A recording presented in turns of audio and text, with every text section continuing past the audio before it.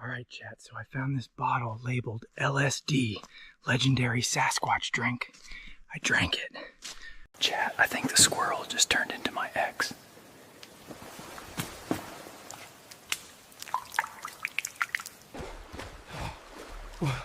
The trees are trying to interview me because I am the Moss King. What in the fuck was that? I hope she calls me. Look, I know I can't fight 100 men, but the first two motherfuckers that I catch, oh, they gonna be on a t-shirt. After the first two hit the dirt, the next wave gonna hesitate. And that's when I turn strategic. No more swinging wild. Now I'm doing math. All right, let me click on the right things here. We are back. Welcome back, everybody. My name is Ramen Wukong. Ooh, that is not supposed to be open. I thought I quit Discord. Anyway, my name is Ramen Wukong. Welcome to the weekly announcements.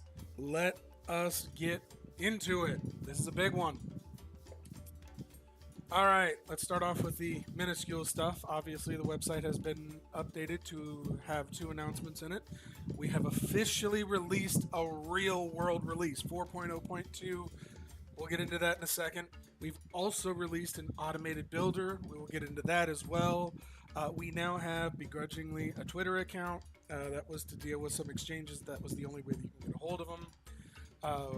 We need to update the white paper on Apple Bookstore. Yes, we are on Apple Books. I release these as they get modified. The ones on the webpage are the primary ones. Okay. The ones here are generally about a week or so behind because of the 3-day gap. We also have it on Amazon, but I do want to point out it is not free. Amazon will not let us do free books. We have to charge. So here's how that works. Whatever is left over from their percentage, we will be donating 100% of what's left over after they take out their fees to St. Jude's Children's Hospital at the end of the year. So you can buy with confidence knowing that you really shouldn't be buying, but if you have to buy from Amazon, because that's how some people get their books, and you don't want to get it from us for whatever reason, click right there, same thing. You can go ahead and do that, and then I will announce at the end of the year how much this has raised to donate to St. Jude's. So if that's what you want to do, by all means, go nuts. The Explorer, solid. Masternodes, work. So I'm talking about that a little bit later. Movement, there. Network, as you can see here, we do have some peers that are on the new 4.0.2 wallet. Exciting.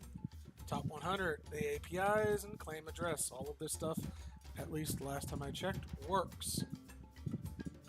You can follow along with us at our main GitHub, Nikovash/Bitoreum. This is the main branch. This is the one that you should be using. This is the stable release, the one that we're doing today. Excuse me. And so that is what it is reflected here. A couple of notes. Because of compression sizes, the Bootstrap uses tar, not zip. GitHub has a 2 gigabyte file maximum, and zip comes in at 2.49 gigs, even under max compression. So you do have to tar. Windows 11 has the ability to deal with this natively. I don't know about Windows 10. I haven't tested it. The installer, which is right here for Windows, for some strange reason in the build logic, it will mark the wallet as dirty. Nothing's wrong. It's just there's some build logic that didn't get adequate or properly put there. So what I have done is also put the main release. This will give you the Qt, Bitoreum D, CLI, and TX executables, .exe files. You can just download this and then run the wallet-qt or Bitoreum-qt.exe, and it's effectively the same thing. That did come up clean. The Pi was built on Pi for Pi. The Ampere was built on Oracle's Ampere hardware for this under Ubuntu 24.04. We do have working versions of 20.04 in future releases that will be deprecated, but at least for the next couple of releases, we're going to keep it. This will be the only release that has macOS 12 support following here on out, macOS 13. But these two apps will work on both x86 and ARM variants. Okay, so pretty excited about this. You can read about it right here, and why there isn't a 4.0.1. There was a critical problem that we had that was automatically adding connected peers to the ban list and then never unbanning them, so effectively your wallet just hung up and became dead in the water. Many of you have noticed that have made the switch. You can actually sync this wallet from 0 and it will now work, something that even 3.0.2.1 had issues with. We have fixed that particular problem, which was one of the 6 major problems I had alluded to in other videos. That was a big thing. This wallet will now automatically connect, and we will stay on top of that now that we know exactly what was causing that problem, and we can correct for it in the future. The other big one was this little piece of software that I'm calling Bitoreum Builder. I don't have any fancy name for it. And what this does is on Linux systems, it allows you to compile from source with just a few commands. Basically, you git clone this, you cd into the directory, you give it executable permissions, and then you run it. You can run it in a screen. I would recommend doing it. You don't have to. There was a video that I released the other day on exactly this process. It's about 46 minutes because that's about the time that it takes to compile on that machine. It's kind of an older machine and slow. But this was really designed for me, so that way I don't have to sit there and hand code all this in, but also for any exchanges or pools that do this themselves, right? They don't trust the binaries, which fair. This will compile from source. The exact process is described in this SH file here. And if there's something you don't particularly like, you can go into this once you download it and change it, or you can just not use this at all. Entirely up to you.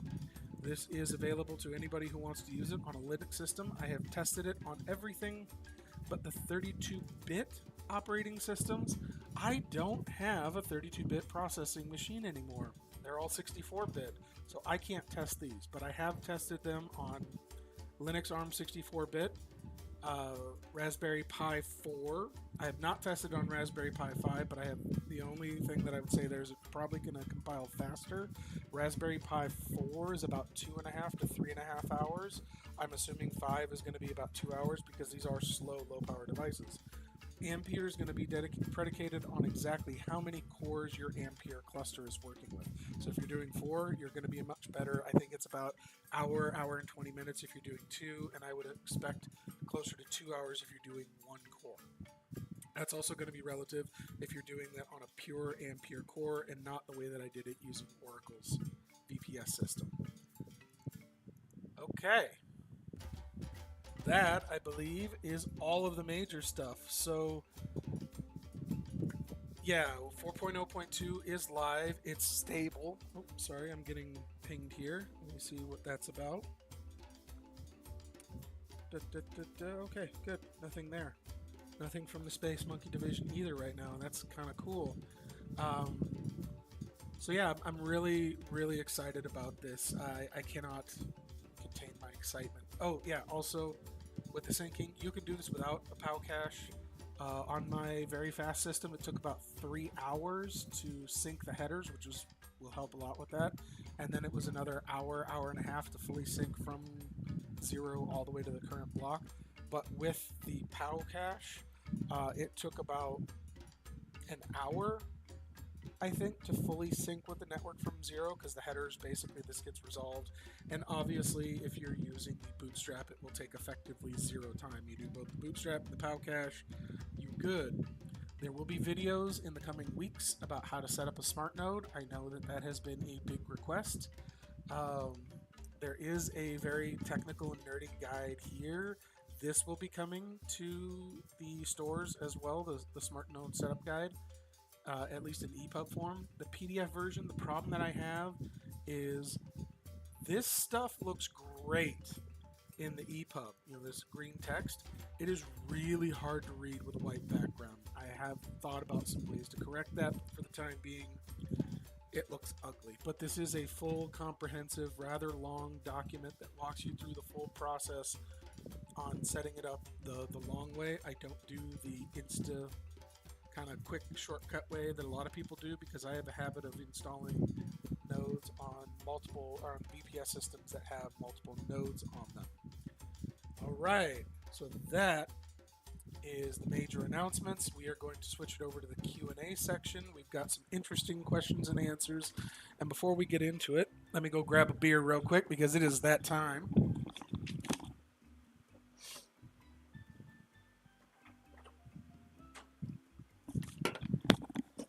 Oh, yeah. What do we got today? We got Seattle Cider Company. Oh, yeah, these were the dollar beers that I got the other day. These are nice ciders. In America, they put expiration dates on beer. So grocery stores will put them down to $1 just to get them off the shelves, and it's hilarious to me that they're expiration dates for beer. Okay, jumping right into the Q&A. Oh, yeah, first, please do subscribe to the channel if you like these kind of updates. And then also like the little tools and whatnot that I build, the videos that'll automatically come out. You're just going to automatically get them. That'll be super helpful for something that I have been meaning to address. Links right now in our descriptions don't work because they want me to verify, and the verification methods basically all resolve to the same thing.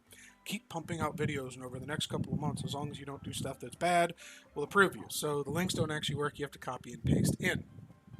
So subscribing to the channel definitely helps us with that.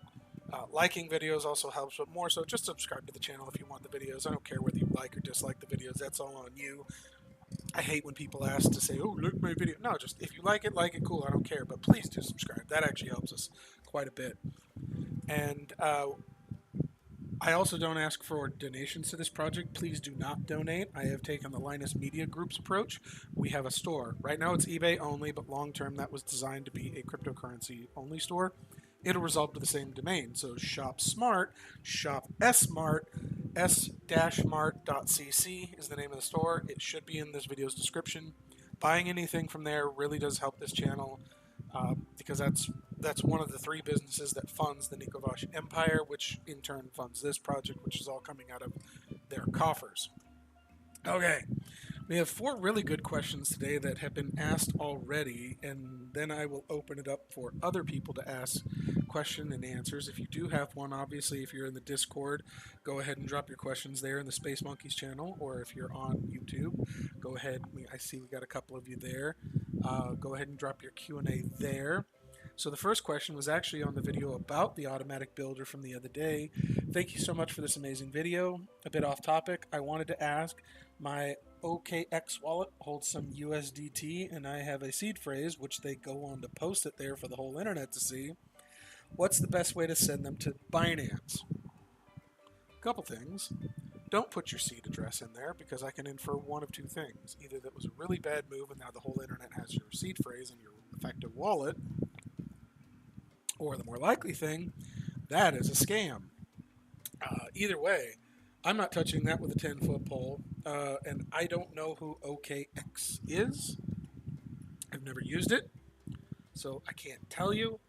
Also, in the terms of sending things to Binance, as an American, I am a bad person to ask because Binance does not play well with Americans and never really has. So I can't really help you there outside of the standard. Use your core wallet to send your funds to an exchange. I don't know what more to say on that. But in general, don't post your seed phrase on the whole internet. I know that my videos don't have a huge watcher retention, but that's literally there for everybody. I will be removing the comment later, mostly for security reasons because I think it's a honeypot trap, but whatever. Next question. Hold on. Let me take a big old drink here. That's actually an impressively good cider. Not too dry, not too sweet. 6.5%. Bit weak though. Does the Nikovash Empire or Iova Systems own Bitoreum now? No. Bitoreum was and is effectively MIT open source experimental software. At least that was the license it was provided under Marius. That is the license that I continue to issue it under today. The only thing that I do clearly is maintain the project, kind of push it forward, and do software updates and patches as it needs to be. On the day in the future where I step down from this project and hand it off to somebody else, if that day ever does come, and I hope eventually one day it does, where I can put together a good team, pass it off to this that has the same community-focused orientation that I do. At that point in time, the Nikovash Empire and Iova Systems will only own any logos that were created for marketing purposes, meaning that all of them, the photographs and images that are used today are generally under a 4.0 attribution license for Creative Commons. That way they are commercially allowed and they are available for reuse under attribution to whoever the original artist was. So no, the Nikovash Empire does not own, and neither does Iova Systems, who's a division of the Nikovash Empire. They don't own the software. It's just my company, and my company is managing the project currently. And the reason that that became an issue is because things like GitHub wouldn't let me open up a new account because they knew that I already had a professional software company account already, and it was just easier to do it this way. But no, I don't own the software, and it should be very clear in the licensing section that I don't own the software. I just maintain it. But that is a good question. Always be wary of owned cryptocurrencies. Ethereum, I'm looking your way. What is something people don't know about you? Oh, that's a good one. I would rather play spades very poorly than ever sit down and play a game of Uno willingly. Gun to the head, not doing it. That might only track with Americans, but there's a whole reason behind it, and it all ends in violence. Next question.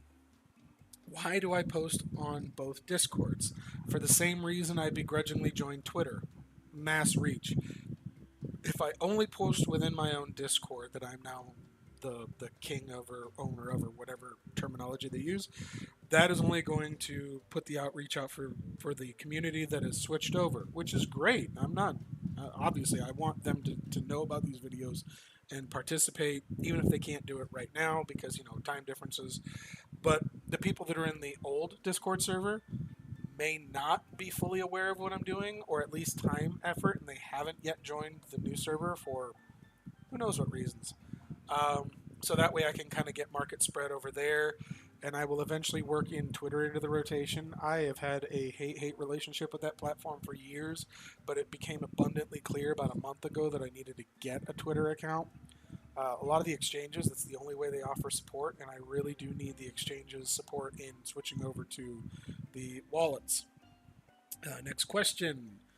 Who is already supporting the wallet?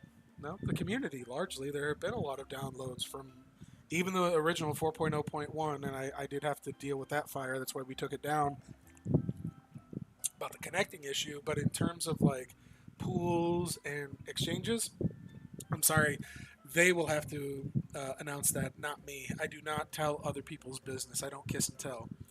Mostly because they haven't said you can go ahead and say it. I just, that's their business. They want to tell their user base what they've done. It's well within their right. I have been working with all of the top pools. A lot of them have gotten back to me and hopefully are working with me. That's about as much as I'll say there. The exchanges are slower to get back to me, but I think there's a couple of reasons for that. One, the vast majority of them are on Twitter or email. And the problem that I've noticed with Twitter is that I don't want to pay for Twitter.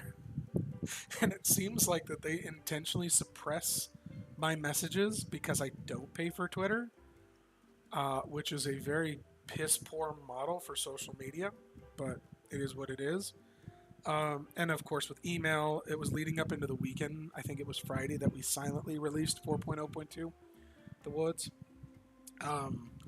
So a lot of people, they have been aware of my shenanigans, but they're just now starting to take notice now that we have an official release.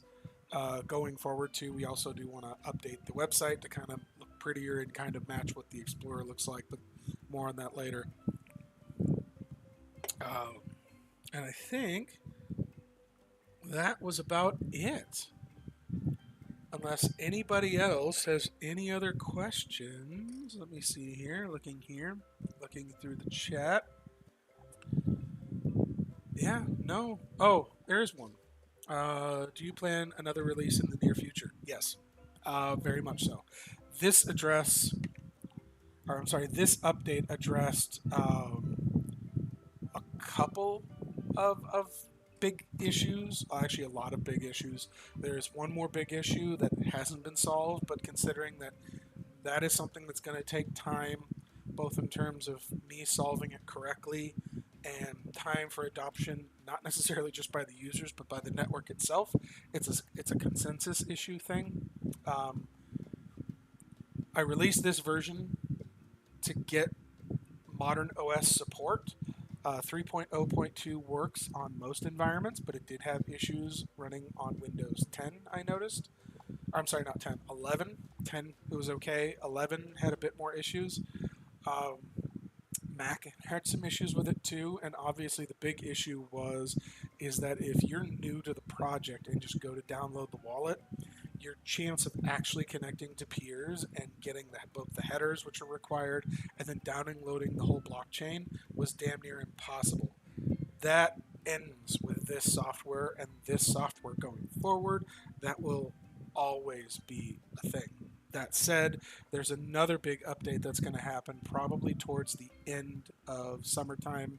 I think that's more of a realistic approach, and I'm not going to rush that release like we kind of did this one, which is why we had to delete 4.0.1. So, yeah, that's that one. Also, as I had mentioned in last week's update, we do have a roadmap going to version 5 and the things that we want to have accomplished before and by then. All right. Well, first beer's down. So unless there are any more further questions, either in Discord, which I don't see, or on YouTube, which I also don't see in the live chat, I am going to close out the video today and say, hey, we're under 25 minutes total time. I do want to kind of keep these videos short, right? 10 minutes for updates, 10 minutes or longer for Q&A. The Q&A can go on for as long as possible, but I don't want to talk too much and bore y'all. Go check out the other video about the one-click install. That's pretty interesting. And then that way, at least for Linux, you'll be able to get your very own compiled from source copy, and you're good to go. All right, folks, y'all have been lovely. I look forward to seeing y'all next week. Have a great time, and as always, you can come hit us up in the Crystal Bitoreum Discord. You can bullshit with us. You can talk with us. I'm pretty easygoing and an open person, so go ahead and give us a shout out. I'd love to all see you there. Until next time, have a great week. Goodbye. Shop smart. Shop S-Mart.